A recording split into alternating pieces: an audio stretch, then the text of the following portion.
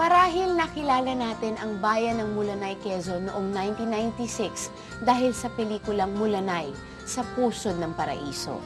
Pero ngayon, nagiging matunog ang Mulanay dahil sa unti-unti nitong pag-aahon mula sa kahirapan. Kung apektado ang mga mamamayan, apektado rin ang mga namumuno dito. Si Mayor Den Maxino ay di naiiba. I look at it as an opportunity. Masama ang connotation kasi we are among the poorest. But then, I look at things positively usually. That would be an opportunity to my community kung talagang magiging totoo yung kalahi. At mahalaga sa solusyong ito ang pagpapaunlad ng lokal na pamahalaan at ang pagpapalapit nito sa mga mamamayan. Ito, bago pumunta sa Barangay Development Council, sanay na yung mga barangay na dapat siyang dumaan muna sa Barangay Assembly.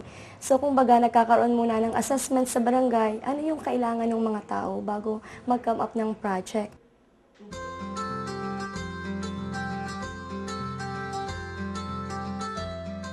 Sa pamamagitan ng kalahi na open yung oportunidad sa mga ibang sangay ng pamahalaan, napansin ng Mulanay. As a matter of fact, ang Office of the Presidential Advisor on Peace Process nagkaroon ng access sa Mulanay.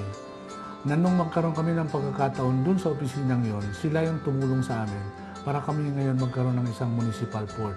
So, yung sustainability ng project sa kanila nakasalalay. Bago pa matapos yung project, nakasiguro na mayroong mechanism para masustain ito in terms of funding and in terms dun sa mga taong dapat, committee at tao na dapat magpatuloy. So, yun yung isang magandang meron ang kalahi. Simula po noong 2003, nagpapatupad na tayo ng kalahi sa bayan ng Mulanay.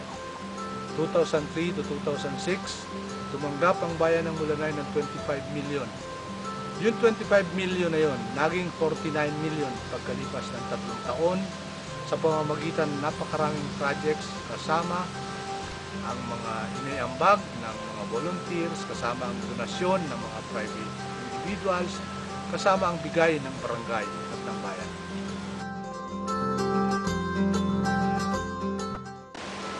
Dito sa Mulanay, pag sinabi mong may project, ang niisip agad ng taong barangay, ano ba yung may itulong nila para sa proyekto?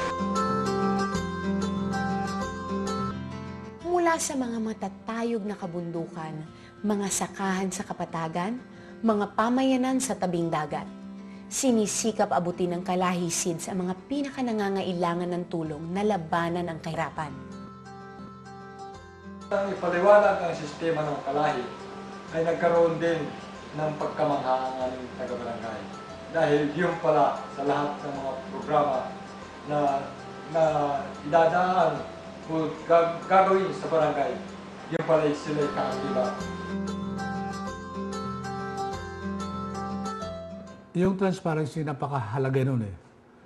Sabi nga nung mga kapitan, nung ibang kapitan, pag sinabi natin kalahi, alam nung tao na wala akong kinita rito. So in the part of the mayor, ganun din. So kitang-kita yan. Alam ng tao na sila yung humahawak ng pera. Kami, wala kaming say dun sa perang yun. Actually, we knew we received 48 million in terms of total cost. Pero, can we quantify education? No, we cannot.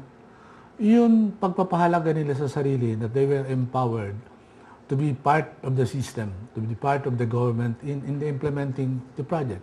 Napakahirap i-quantify yun. Noong una, nagsisimula ako bilang area coordinator. Ang Kalahi Seeds ay pangalan na World Bank at saka DSWD, isang programa na kanila sinusuportahan. Subalit nang makita ko yung impact nito sa mga tao, naging aktibo sila, nagkaroon sila ng pagmamalasakit sa kanilang sariling barangay, sa kanilang sariling komunidad. Ay doon ko nakita na ang Kalahi Seeds pala ay hindi DSWD at World Bank. Ang Kalahi Seeds ay ang mga taong bayan, ang mga mamamayan na nagpapakita ng ganap na pagmamalasakit sa kanilang sariling pangangailangan at sa kanilang sariling barangay.